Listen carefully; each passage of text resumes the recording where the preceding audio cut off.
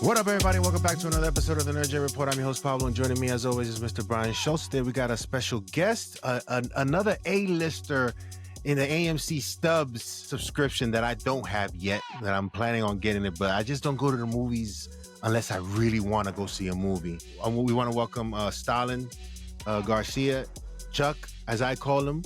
There you go. How you doing, man? I'm good, man. Thanks for having me on the show, guys. This is No problem. a real pleasure. I'm excited to give you guys my 2 cents of this take. But no, happy to be here. Let's start off with a movie we heard good things about initially in terms of the attempt that he was making, and we're referring to The Rock. As you all know, Smashing Machine came out over the weekend to not the resounding success that we perhaps thought it could be. But we have heard good things about his performance, but not a lot of people were very interested in seeing his performance, good or bad. Brian, did you see Smashing Machine? I did. When did you see it? I saw it maybe a couple nights ago, so not in the first weekend. I saw it in the second week release. Okay. There were good seats available, let me tell you. So let's get into it, Brian. I want to hear your thoughts. But before we do, because Chuck is such a moviegoer, I went to see him. That was a movie I wasn't expecting to go see in the movie theaters, but Chuck was like, let's go see it. So I was like, all right, bet. Why wasn't this movie on your schedule to go see? You know, that's a simple answer for me, guys. I get attracted to rock films because of the action, because of the silliness, right? Because of his humor. I don't know, man. I'm just not a big believer in The Rock doing like realistic drama in that fashion. I don't put him up there with Tom Hanks or Leonardo DiCaprio, but he brings a certain facet to the table that I can appreciate. But this movie just it didn't draw me in. I wasn't excited about it. It's a real story. It requires some drama on his part, some probably exceptional acting that I don't know if he's capable of or not. It just, it didn't speak to me at all. I wasn't really focused. I don't know too many of my friends that want to go see it. So in a nutshell, guys, I hope it does well for his career. I am somewhat of a bit of a rock fan. Don't know if I'm loving this movie for him. But having said that, you're a Rock fan. Would you say a lot of his movies as of late, I'll name them out, Red Notice. What was the other Red one? Red One. Exactly. Red One. Jungle Cruise. Rampage. Skyscraper. I usually say truck driver because you don't know. I can say truck driver. You would believe that was a movie that he made. Our boy The Rock is clearly just trying to get paid at this point. Like clearly, right? Like some of these scripts, some of these storylines, some of these characters he's playing just don't make any sense. I'll be honest with you guys. One of his best roles I've seen, he probably had 50 lines in it. You guys ever saw that movie Faster? Yeah. Dude, that also was a failure commercially, but I agree. It's actually a real action movie. It's a real action movie. I swear it's probably the best work he's ever done. The guy had like 50 lines, maybe tops. Yeah. You know what I mean? I still, to this day, like Gridiron Gang. I like Walking Tall. It showed a lot of potential. Those were the things. And he was good in Fast and the Furious when he was first introduced. Fast Five. He is good in Fast Five. Yeah. But then he veers off and he just wants to do rock things. Yeah.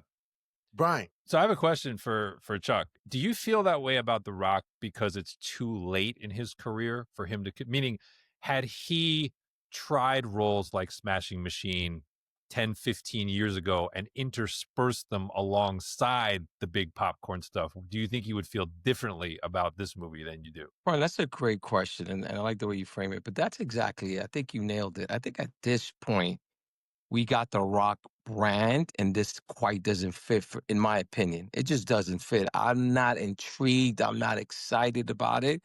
Now, you tell me the Rock's going to fight aliens on another world, and he's got to be the strongest and baddest mofo around, then I'm more intrigued. But the fact that this character just has a lot of depth to it, I don't know. I don't see it, and frankly, it doesn't excite me. I actually draw the weird parallel to Cruise because Tom Cruise in his early career was as much a serious actor as he was a bankable movie star. And he got kind of forced away from that, later in his career with the whole couch incident and all that sort of stuff and became more of a one-note action guy. But he at least had that body of work like Magnolia and Born on the 4th of July and these roles where like Jerry Maguire, where you bought him as something more than his Mission Impossible character. And The Rock just never went for that. He never went for that In the prime of his career. He's only, and I think Smashing Machine is going to be a spectacular commercial failure for A24 because A24, which usually does more of the indie stuff, they gave $50 million budget to this movie. Wow. And after 2 weekends, it's only made $10 million. So they're going to take a bath on this movie. And usually A24 movies are much lower budgeted than that. But I will say, I do think it's a noble failure because The Rock really is delivering a performance. And this movie does something interesting at the very end, and I don't mind spoiling it because not enough people are going to see it. The last scene of this movie, they actually have a little film of the actual Mark Kerr today. Oh, wow. Shopping for groceries in Arizona. And I watched the scene and I actually thought, should this have been the first scene of the movie? Because Mark Kerr's a weird dude. He's got a lot of tics, a lot of quirks. Part of the hook that didn't work with this story is that he's like this really soft-spoken, restrained, sort of odd personality who's doing this really brutal thing for a living. Right. And you see him in the grocery store, like talking very casually to the checkout counter and smiling, but moving very awkwardly. But when I watched it, I was like, wow, Dwayne Johnson really studied this guy and nailed a lot of his nuance. But you don't know that watching the movie. You kind of get revealed to you at the end, like, oh, this guy actually really did capture the essence of this person who, by the way, The Rock is 53, I want to say. He's playing a guy who I think is 25 at the time of this time in his life and doing a really good job. So I almost was like, maybe they should have shown this first so then you could see how close Dwayne got to actually manifesting what this guy was about. But so I stand here saying, I hope this doesn't do the thing that I think it's going to do, which is I think it's going to push him to retreat further into the sequels, the Jungle Cruise 2s, the Jumanji 3s. Like, I think he's going to wind up doing more of that. Right. But I hope he would actually go the other way because there is still material here. He's the best part of a very flawed and quite honestly at times boring movie. He is far and away the best part of this movie. And I would say like this probably should not have gone to the theater because it is just, there's nothing about this that on the big screen is any better than what you would have seen at home. But if you do stream it at home, I think you will find yourself at least interested in any time that The Rock is on screen because it just is not what you're used to. And I think he is doing a credible job. That's good to know, man. Let me ask this. Knowing how we perceive The Rock and his rock moves, do you think he cares more about the nomination for an Oscar than the box office? Well, 100% yes, because even on its best day, this movie was going to be one of, if not the lowest grossing movie of his career. Like, if you just say, like, look, A24 would have signed up for this movie doing 130 million global, which would have been for The Rock, obviously a terrible showing, but would have been profitable. And if he got the nomination, would have been a huge feather in his cap. I don't think he's getting the nomination. Like, I don't think he's good enough in this movie to get it. If I'm being fair, like, I'm grading him against what he's done. If I'm grading him against some of the other performances, like Leo in One Battle After Another, I mean, that's not the same league. It's just not. But that's not, I mean, that may not be fair to The Rock either, right? He's never, because Leo's been honing that craft for 30 years. And he's going to be in a movie with him. We'll get to that. We'll get to that. But like, so I think this is definitely, he's making an awards play. I don't think he did enough to get there, but I do think I walked out of there feeling even more conviction that I wish I could have a do-over on his career. And I wish I could convince him at a younger age to work with better directors and accept more of these type of risks, because I think he could have done both. And now, it may be honestly in the twilight for him to try to do this. Right. I mean, Brian, you make really good points, and I like the way you said it. You got me actually thinking a little bit about considering checking out this film. However, right, that analogy you made with what's his name, Tom Cruise, right? And I could think about a Liam Neeson who reversed it, right? Liam Neeson is now just an action star, right? But he did some serious roles to get him there. So I don't think The Rock. He still has hope. There's still a shot. There's still a chance of him going out there, finding that right role for him where he can kind of do a little deep dive and focus more on his craft. However, his persona, the Rock brand, is about putting people in seats, right? It's about box scores and breaking records and getting money in pocket. So I think he's got to kind of look in at himself. If he's going to take this approach, right? If he's going to take the approach of like, look, I want to be a more serious actor. I want to be held for certain nominations. I want to be considered. Then he's got to do a better job of picking these scripts. Whoever his press agents are or his publicists, they really got to help him to hunker down and do a better job at that. And that's the failing of this movie. So part of the reason why I think this movie didn't generate more buzz and why the cinema score is the B-. Audience's relationship to the UFC has been kind of weird to me because it's such a big phenomenon in the sports world and it's such a small phenomenon in pop culture on the screen. Like there's basically, how many projects can you even think of? Warrior? That's like the only other one I can think of that. Whereas boxing, as we know, boxing has this long and storied history of like blockbuster films and franchises and biopics that people gravitate to. So I think people inherently just weren't interested in the subject matter. Like they're like, Mark Kerr is not Muhammad Ali, with all due respect, right? He just doesn't capture the fantasy of people. Right. But then you get it. So if you go in with that disadvantage, I think you have to have a movie where a lot happens. And this is just not a movie where a lot happens. Gotcha. It's just like, it's more like you're just almost perched on the shoulder of this weird guy watching a few days in his life.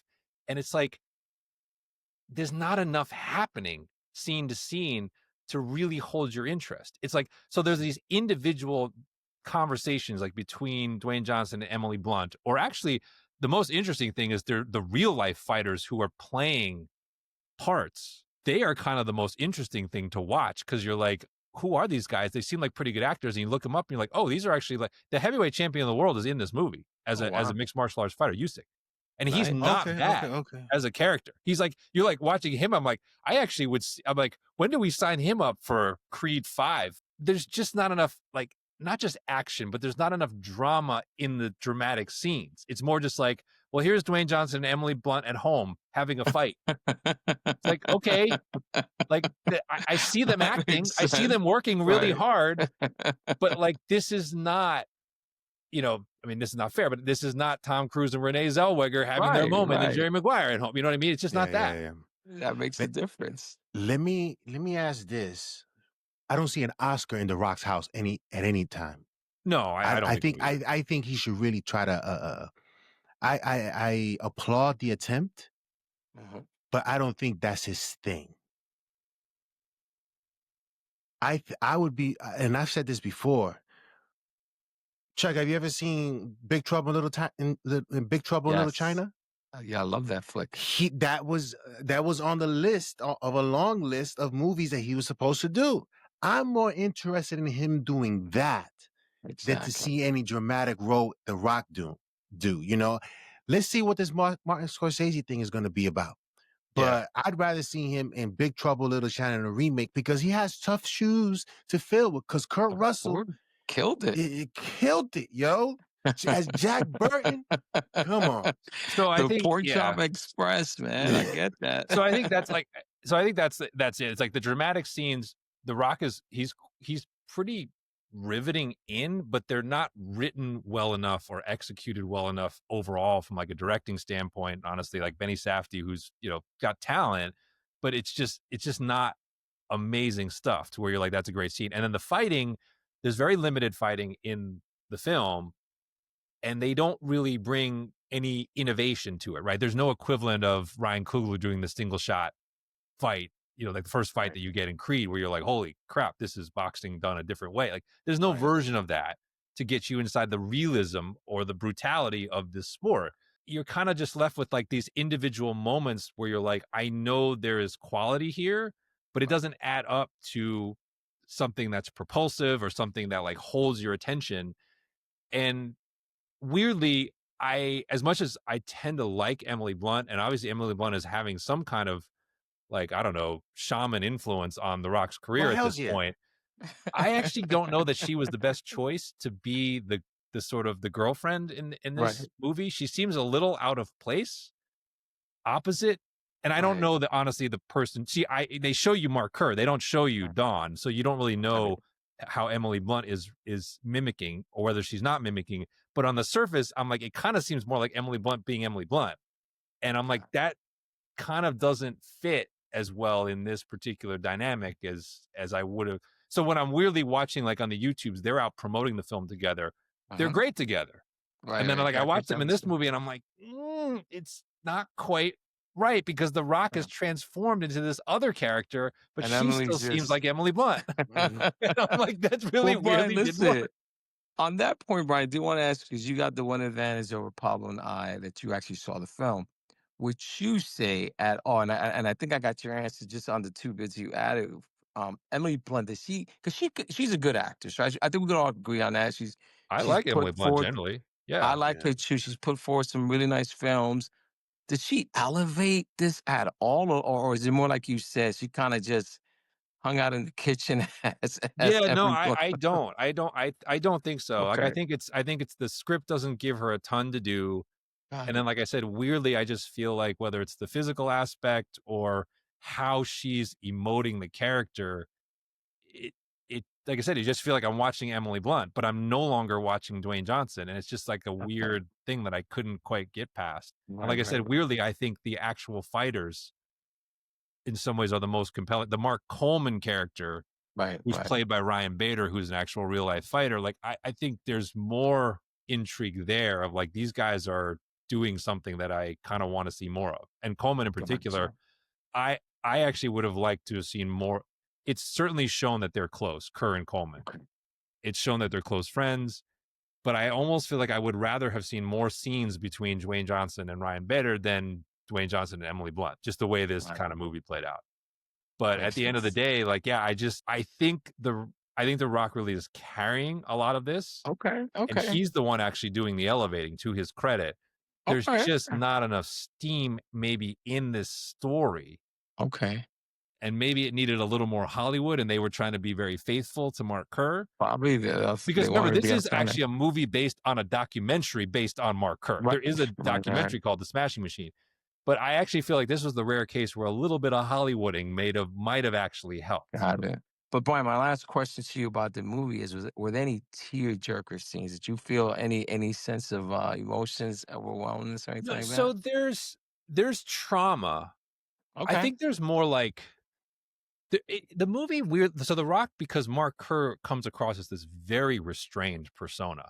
Gotcha. You keep waiting for The Rock to unleash The Rock. You keep waiting for this one moment where he's going to be like, just bring it to somebody. And he doesn't do it because I think he's portraying what this guy is really like. So they're in these like arguments or shouting matches, or he's having a discussion with these tournament officials in Japan where he's clearly irate.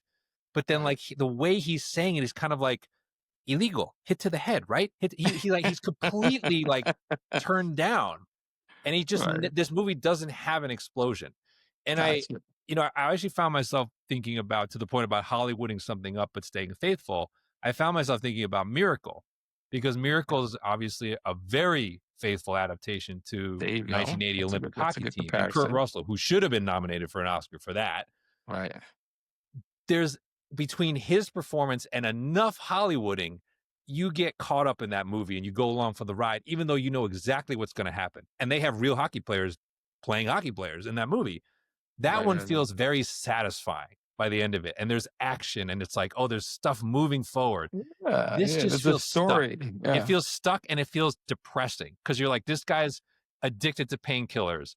And honestly, the biggest dramatic moment in the film, there's what looks to be an attempted suicide by one of the characters, and that's the moment where you're like, oh, this is going to go over the edge, gotcha. and then it doesn't happen, and it kind of then peters out, and it's like, I feel unfulfilled by this. So I think it's just one of those movies where it's just too flat, even though he's doing a lot Right.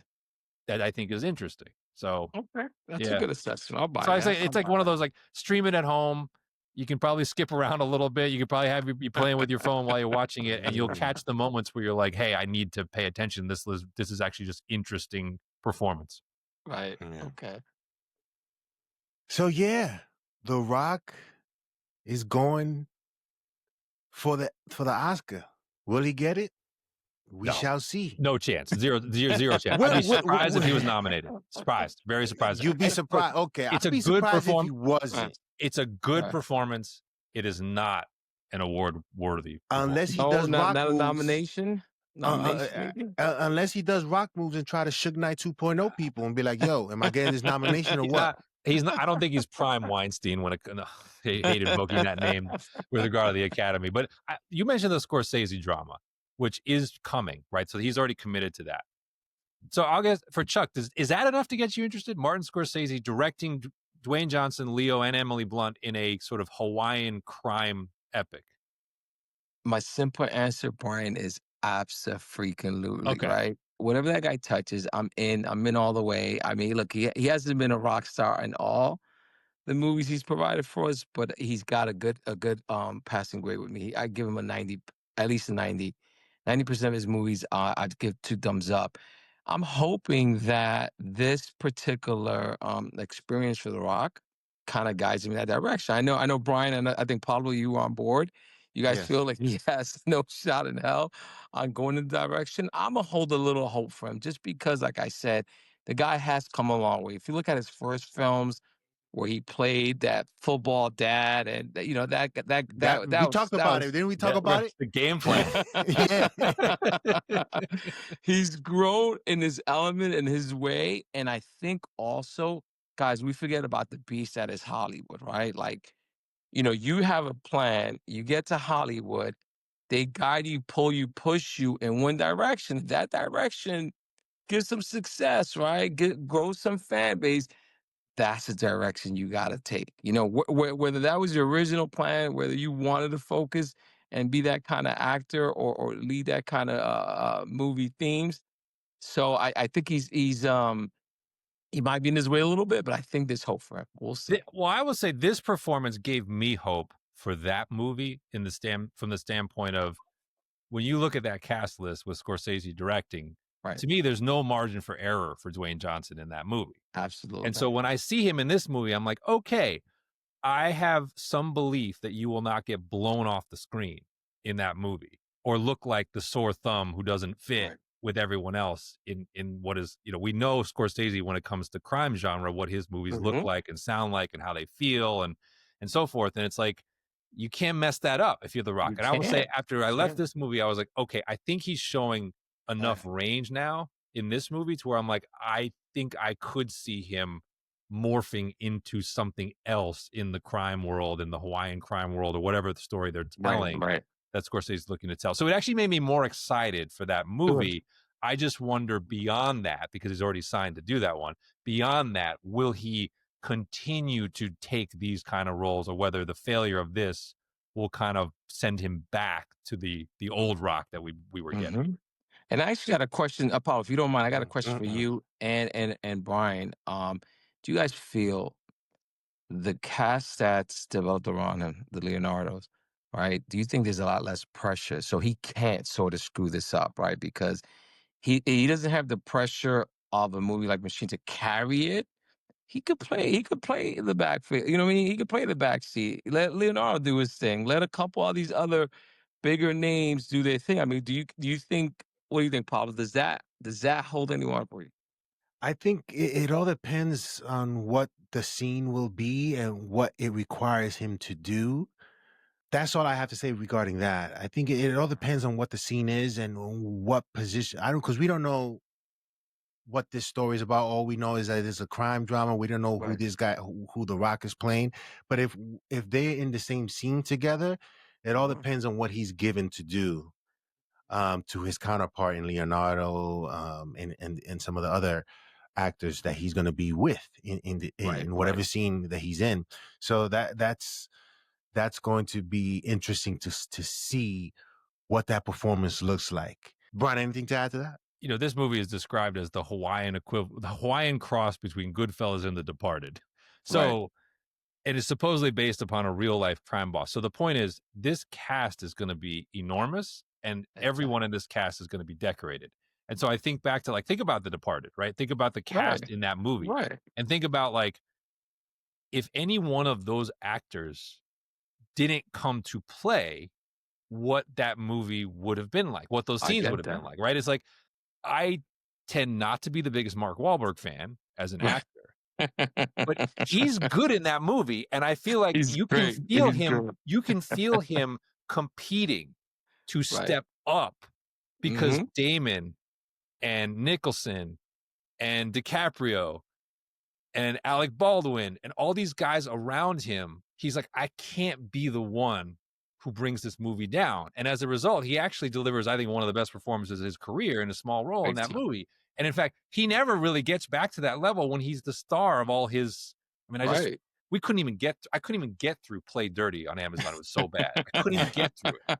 He was I good at almost Boogie never Nights. give up on a Acting movie. in That's a Boogie I good Nights. turned point, it off. Brian. That's a good. You sold me on that point. That's an excellent point because he was excellent, and you're right. And but everyone, like you said, and that was an exceptional film because everybody brought it. I can't even Exactly. Yeah, So that's yeah. what I mean with The Rock, right? There's The so Rock many good has to scenes in be, right. he Departed. has to Yeah. be at that level, right? If he Martin can't Sheen had a be, small role. He brought oh it. yeah, I Like forgot. Yeah. everybody brought it, man. Everybody brought it. So you're right. I mean, look, I'm excited for it. I'm looking forward to it, man. I hope these guys can bring it home, man. I hope The Rock doesn't let me down in particular. Before we move on to Tron, I wanted to just ask the question regarding something Charlie mentioned, in that, once Hollywood gets in the way, or you're dealing with them, what you originally envisioned tends to go whatever way Hollywood, whoever's in charge, whatever, it goes that way.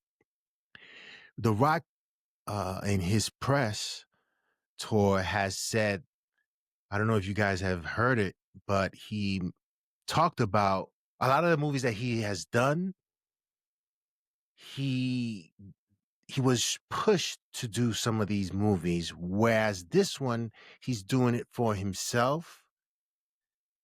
Do you believe? To me, I see it as those movies that you did, you were just doing it because you were The Rock and you wanted to do it. It was giving you a Right. lot of money and stuff like that. It wasn't because you were being pushed, because I don't think nobody pushes The Rock around, Right. in my Right. opinion. Right. So, but having said what you said regarding Hollywood, do you find credence in some of what he's mentioned in regards to his career? Paul, that's a good that's a good point. And I'm not gonna go too far and say you're right. Like nobody pushes a rock, but I think he also knows his limitations, right? He knows his limitations. He knows what he can pull off and what he can't, especially that early mid career point where he's like, I can't do, he can't do Shakespeare, right? He can't do like, you know, deep elemental stuff where I don't think he could, especially at that point. But he However, did. But he did. What's the movie? The which one? coaching movie.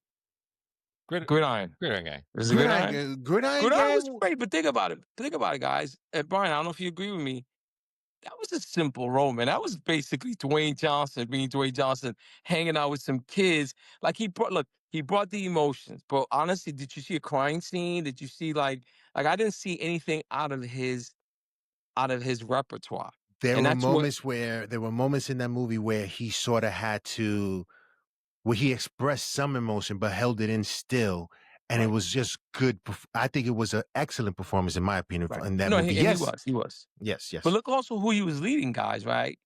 What was it? Redman was in that movie. No, Like who else? exhibit. You know what I mean? Like he had a couple like no name guys that he had to be the face and kind of be the leader of this group. So again, I think he's capable of. I really do believe that the Rock is. I just don't know if he has the work ethic in him. You know what I mean?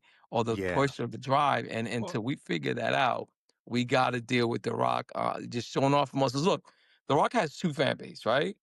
He's got the guys that love to see shit blow up. And then he got the girls, women. Listen, I know for example, my girl goes see anything The Rock does because he's wearing a tight shirt, and most likely you're gonna see his chest at some point. You know what I mean? well, Like I got he's extra jacked and toned in this one. is he? So, I oh can yeah, see that. he looks as fit as looks as he probably was in the WWE kind of full time. But look, I think a lot of it is just we've talked about a lot. These these stars who are brands unto themselves, a lot of it just comes down to the people around them because they devise the strategy for what they do. And The Rock has obviously surrounded himself with a certain type of person for the bulk of his career. And you can see it in who he works with and who he doesn't work with. I always think there's a famous story about Will Smith coming off of Fresh Prince of Bel-Air. He sits down with his agent at the time, James Lasseter, and they literally studied the top 10 highest grossing movies in history and tried to find what were the through lines. And so they settled on special effects, creatures, and love stories. And they basically said every project he was going to take had to have one or more of those things. And if you look at his career when he was cranking 100 million every time out domestic movies, every one of them fits that profile up to a point. So that's my example of like, those were Will Smith's people. Like that was his room, which then charted the course for what his career became. Like with Leo, you can sort of see what his room is like, right? It's best possible directors, work infrequently. Every role is something different. Yep. Explore genre, push the envelope, go for awards every time out, never do franchise, never do superhero, never do IP, right? You can see it. Everything in his career is that. We can see what The Rock's game plan was. It wasn't about making great movies. It never was. Because he never wanted to have great writers and great directors. Who I'm sure at a certain point of his career would absolutely have taken his call and absolutely have worked with him. Yeah. But that's not what he wanted, right? He wanted to be the front and center face. He wanted to be family friendly. That was clearly a consideration for him up to a point. And I think he kind of just wanted pretty simplistic. Like he didn't want to take risks. Yeah. And he didn't want to that's to transform. my point. That's to my point, Brian, about knowing his limitations, right? Like he can't. We're never going to see The Rock play a scientist, right? We're never going to see The Rock play like, not even a banker. Like, believe it or not, guys, one thing we forgot to mention here, and I don't know either one of you ever saw it. Did you guys see his HBO show? Oh, Ballers? Oh, Ballers. Yes, Yeah. Listen, and look, I enjoy that. But that's Rock in its element, right? Like being the guy in the room, the muscles, the shiny stuff, the witty comebacks, the words, the push his weight around. And I thought he was great in that. And I really appreciated that kind of show. But this is what I think he's got to sort of stick to. But at the same time, I'm kind of trying to balance out the two because I love to see him take a little bit more risk and go in a different direction. But here's the thing with going that route is that he's usually playing the same guy. And not to say that Arnold Schwarzenegger didn't play the same guy, but he had a lot of elements that which you speak to, Brian. Great directors, writers. That's the thing. Yeah. And I think that's been the difference. Because I'll make a comparison to someone who just passed away. So Robert Redford was only nominated for one Academy Award in his entire career. I don't think most people would know that. Yeah. And if you look at a lot of movies Robert Redford did, he's Robert Redford. He's kind of the same guy. The difference is who's writing and directing those movies, right? Who's behind The Sting? Who's behind, Jeremiah Johnson? Who's behind The Natural? Like, it's a different level of writer and director so that when Robert Redford is still Robert Redford, the lines he gets to say really still work. And that's like, you got to place your trust in the right people. And that's what I mean. Like, The Rock works with the same kind of circle of people up to a point. And that's why I'm like, yeah, him working with Scorsese is a big deal. Like that. It's huge. But I have this feeling if he does what we think we're going to do, what I think he's going to do, you're probably going to leave that theater being like, man, he might be one of the biggest what ifs in Hollywood history. Because to your point about Schwarzenegger, Schwarzenegger did do that. and it did. led to him being the greatest action star maybe in history at his peak, Mhm. right? Because he worked with James Cameron and he He worked with did. John McTiernan, and even John Milius early in his career. Like he worked with some of the best directors of all time. And Rock never did. Agreed. Yeah. Agreed. Yeah, so let us know in the comment section below if you saw the Smashing Machine. Doesn't look like a lot of people did. But if you did, let us know in the comment section below what you guys thought. You don't need to go. I would say as a movie, it's like a 1.5 to 2-star movie. Dwayne Johnson is the best part of it. Stream it at home if you get a chance. You probably won't even, like I said, need to be fully locked in on all of it. But like I said, I want to give it a lot of credit because when you see that scene of Kerr at the end, in actuality, I think you will have some appreciation for what Dwayne Johnson studied and tried to bring to the role. Another movie I didn't see because I was never into it really, but it has been a movie that many people have been excited for, and that is Tron. I didn't get to see that movie, but Brian and Chuck have, and both showed excitement to. Both are looking forward to seeing that movie, and I want to hear what they thought of that movie. Brian liked it. Brian said something. I don't know if he liked it or didn't like it. But Chuck did say he liked it, but I want to hear what Brian thought of it, and then we'll go to Chuck to see what were some of the things that he enjoyed about the movie. Brian, what did you think of Tron? I found it entertaining enough. I'm a sucker for the Tron world. I was fascinated with the original as a kid when it would come on like WPIX because it just looked so different than anything else that it was like these guys wearing hockey helmets that all lit up, throwing these discuses or frisbees around. I was like, this is just weird, and I was into it. So I like the original. I actually am a defender of Legacy. I do think Garrett Hedlund's kind of miscast in that movie, but it is early Joe Kosinski, so it looks I think that movie looks phenomenal. I think it looks phenomenal today. So I actually love rewatching parts of it just because of the visuals. And I think this movie, I probably didn't enjoy quite as much as Legacy, but it lives up to in many ways lives up to what I expect from a Tron movie, which is I expect a Tron movie to show me visuals, sci-fi visuals that I don't see other places. We can debate, and I'm sure Chuck has a view on sort of where they took this story. But I also think I associate Tron movies with distinctive music.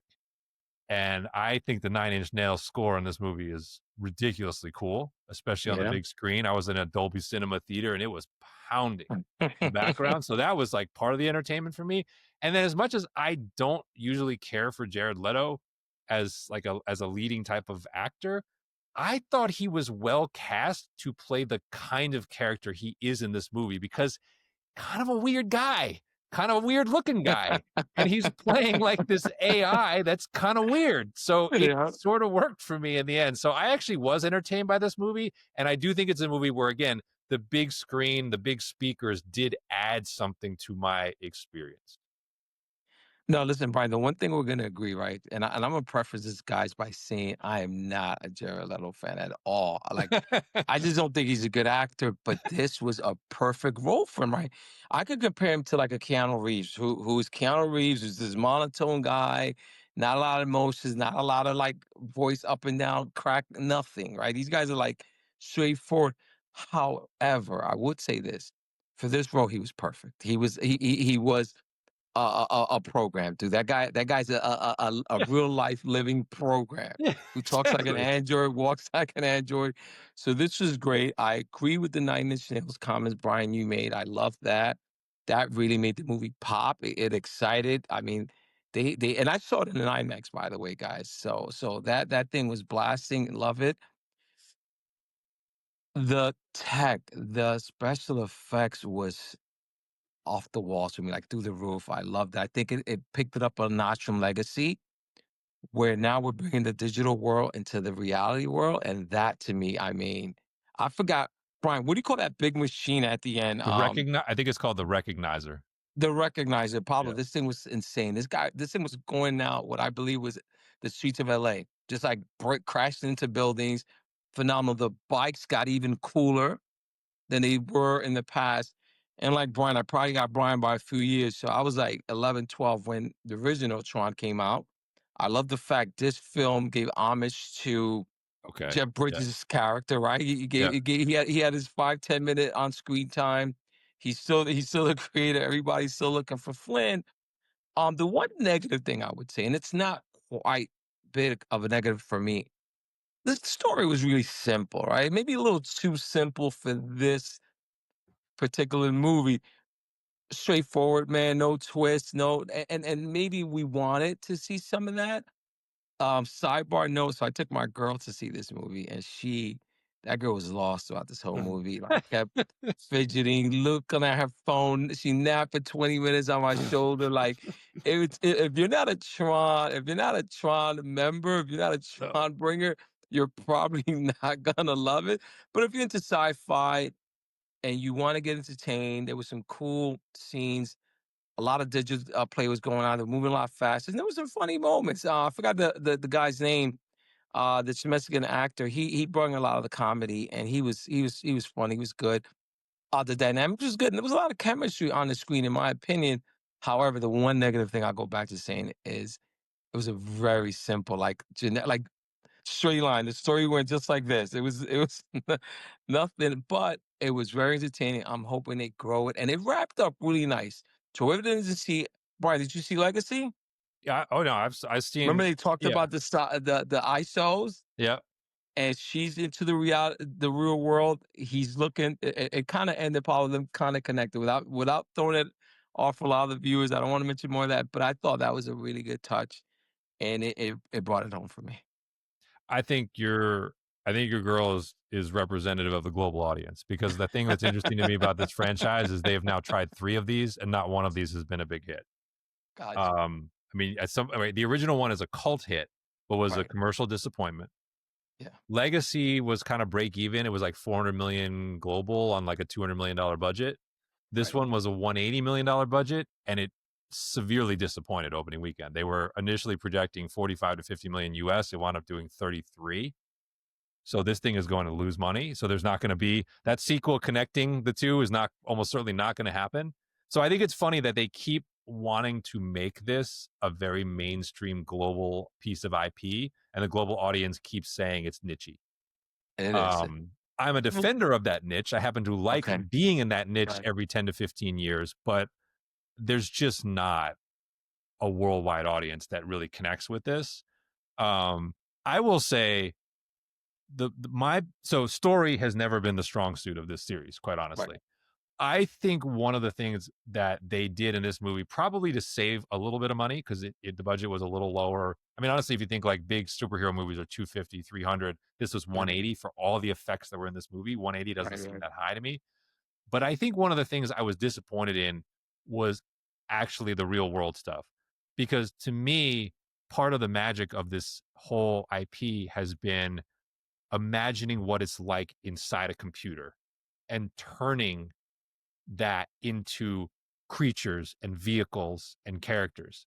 And this movie, by not really spending as much time on the grid, didn't make an attempt to further that. And so it kind of rehashed, light cycles and recognizers, the things we already knew. My favorite scene in the movie is actually the water chase on the grid, because it's the one time where they did something totally new on the grid in the Tron world. And I was like, that's a cool Tron vehicle. This is a cool Tron chase. And I never conceived of like the use of water, like in this computer world. So I really like that scene, but I felt like I wanted more of that and a little less of the real world. But my thought, like I said, is the more you put on the grid, the more money you're spending, because it's all CGI. It's expensive. Yeah. I also, to the point about homage, I did love that there was homage to the original. And that was also one where I actually wanted to be there a little longer. I actually would not have minded a set piece that was in that, like that went back to that world where people had to relive a little more of what it was like to fight and have action the way Steven Lisberger dreamed of it in 1982. So those are my sort of like main, I guess, like action complaints. But I don't really go to a Tron movie for the story, right? I go there. I get that. I go there for the effects. I go there to see vehicles and fights that you just don't see anywhere else. And I do think like Joaquin Ronning, who directed this, has kind of become like Mr. Sequel for IP. Like he directed one of the late Pirates of the Caribbean movies. Right, He directed right. the Maleficent sequel, and now he's directed this. He's pretty good behind the camera. And like the fight scene with Jared Leto, them breaking into the computer early on, I thought was actually pretty well done. I liked that scene, but I just wanted more of that. And I just felt like the more we spend time in the real world, in some ways, the less I'm interested. Even though I think they were going for, and if they're going to be in the real world, I wish they had devoted a little more time to having the disbelief of these programs interacting with people. Like Right. there's a police car that gets cut in half, and I kind of wanted more people being like, what the That is would have been going on better. I around like here? I That there's agree. these like glowing cycles shooting out walls of light, cutting things Just apart. cut Like, my car in half. yeah, it's like there was no like awkward interaction between Right. people and programs. The only people interacting with the programs knew exactly what they were and what they were doing there. Exactly. So That's a good point. That's a good yeah. right. So if I hear you correctly, you don't like the fact that this, I guess, truly is evolving, right? You want them to stay on the grid, so you didn't appreciate the fact that now the grid's sort of coming to reality, or what? A little bit, in the sense of I Okay. actually would have preferred they treat the grid the way James Cameron appears to be treating Pandora, which is like every Avatar movie, he wants to take you to a different medium on that planet. Gotcha. And Gotcha. so it's like, I want to do land, I want to do air, I want to do water, I want to do fire, and I want to be, but every time we're in this foreign world. So to me, it's like, I'd rather, that's why I like the water scene. I was like, what's Right. going on? Why does That the is grid have funny. water? What's happening there? Like, take How me did that get there, underwater. right? What is underwater inside a computer that like you're simulating that is Right. actually Right. happening? Is that the cooling system? Is that the fan? Like, That's I true. wanted more of that, to be like, this is your computer if we brought it to life. And I guess Gotcha. that's what I love about Tron, and there wasn't maybe as much of that. Doesn't mean I didn't enjoy the movie. I enjoyed the set piece. To Chuck's point, the effects in these movies are top notch. When you see the recognizer, you really believe there's this enormous behemoth vehicle cruising through the streets. It does not look fake. The physics look very real. The light cycles are kind of real because you see a prop, right? She's kind of maneuvering an actual motorcycle. But like, I always like that about Tron, that the effects are always, they look tight. Like, I wish Marvel would actually, it's a Disney movie. I wish Marvel would actually get the Tron people to help them sometimes on their on the Marvel movies, because they do look, the CGI does look so good. But yeah, I guess I like the grid first and foremost. So So Brian, 1 through 10, what do you rate this movie? Oh, 10. We usually do 5, right? 5, yeah. We usually do 5. Okay. So for me, like, Oh, yeah, I probably would give this like a 3. okay. But like, That's what I I was would call it thinking. like I would call this like a rewatchable 3. Meaning, when this comes on cable, there are definitely scenes in this movie that I'll be like, hold up, I'm gonna watch for 3 minutes. Gotcha. And my wife will be like, why are you watching this again? So it's a rewatchable 3. Yeah, so I give it a rewatchable 3. Pablo, are you gonna catch this, Pablo, at all? Probably not. No? Okay. Probably when it comes on stream, and probably I'll watch it.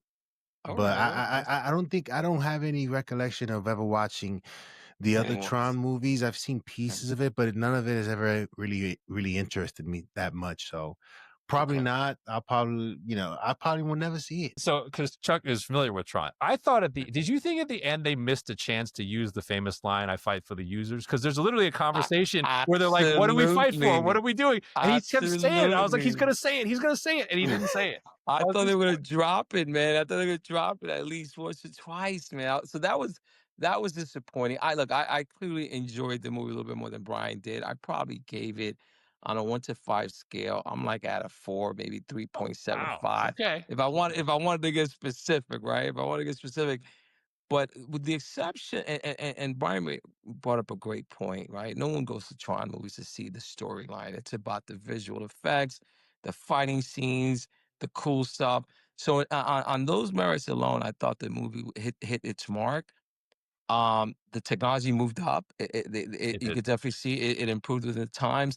I even like the way it's almost like a 3D printer, Pablo, how they laser them into reality. I thought that was a really good catch, a good concept. So I pray, Brian, you're wrong, and I hope we see a sequel to this. I would love that. So if we get the sequel, will they do Evan Peters as Sark, but do it in the Quicksilver version that he is in X-Men? Wouldn't that be something? Yeah. That'd be something, man. That would be something. So we'll see, man. We'll see. So yeah, let us know in the comment section below if you guys caught Tron. What were your thoughts on the film? Do you want to see a sequel? I mean, So weirdly, I would say with Tron though, if you're gonna see it, I would tell you to go to the theater. Right, agreed. It will add something to see it on the biggest screen Without a possible doubt. with the biggest sound possible. So that one, I would say, like, even though it's a flawed, I don't think it's a flawed movie, and you may not make sense of it, you actually will have a ride, if that makes sense. You'll have a ride that you'll be a part of. That's a good catch. I think if you're a Tron fan, you see this movie. If you're not, you either get in drag. Shout outs to Chuck's girl to go see it. She played team. She played team. That's the only way you see this movie. If you're being dragged by your friends to come check it out, you want to hang out, let's go see a movie, or I saw this movie, but in terms of excitement for this movie, I think that only comes from Tron fans and not from regular folks. But yes, let us know in the comment section below if you guys had a chance to go see it, and let us know what you thought of it. Please remember to hit that like and subscribe. Thank you, Chuck, for joining us on this show. Hopefully we have you back for some other ones, because I know you're a movie guy. Chuck will be the guy that comes on the show when I haven't gone to see the movie, just to hear another voice. That's definitely me. He just well, guys, listen, thank you for having me, man. This was a lot of fun. I'd love to come back. No problem, man. Anytime. But yeah, remember to hit that like and subscribe, and we'll see you next time on the Nerd Gen Report.